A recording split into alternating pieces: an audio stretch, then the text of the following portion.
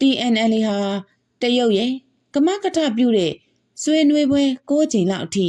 သူတို့လိုချင်တဲ့အနေအထားရောက်အောင်တောင့်ခံဆွေးနွေးပြီးမှဒီအဆင့်ကိုလက်ခံခဲ့တာတွေ့ရပါတယ်။ဒီအခြေအနေတွေကိုသေချာနားလည်အောင်မကြိုးစားကြဘဲထင်ရမြင်ရဝေဖန်တာတွေများလာလို့ TNLA ခေါင်းဆောင်တာဖုံးကျော်ကိုယ်တိုင်ထွက်ရှင်းရတဲ့အခြေအနေရောက်သွားခဲ့ရပါတယ်။တော်လှန်ရေးတစ်ခုရဲ့ခြေလှမ်းတွေရည်ရွယ်ချက်တွေကိုထုတ်ပြောရတယ်ဆိုတာကောင်းတဲ့အခြေအနေမဟုတ်ပါဘူး။အခုဘယ်ကိစ္စမဆို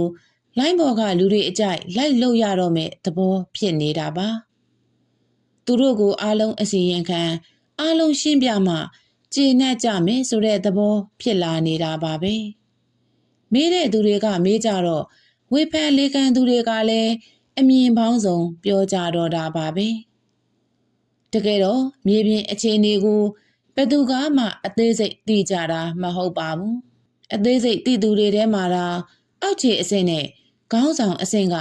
ကင်တွယ်သုံးသပ်ပုံမတူနိုင်ပါဘူး။အပေါ်အဆင့်ကတော့တစုံလုံးရဲ့စီရေးနိုင်ငံရေးမဟာဗျူဟာအမြင်အရသုံးသပ်ပြီးရှေ့လုပ်ငန်းစဉ်ကိုချမှတ်ကြရတာဖြစ်ပါတယ်။လေ့လာဘူးသလောက်တွေ့ကြုံဘူးသလောက်အဖွဲ့အစည်းတွေ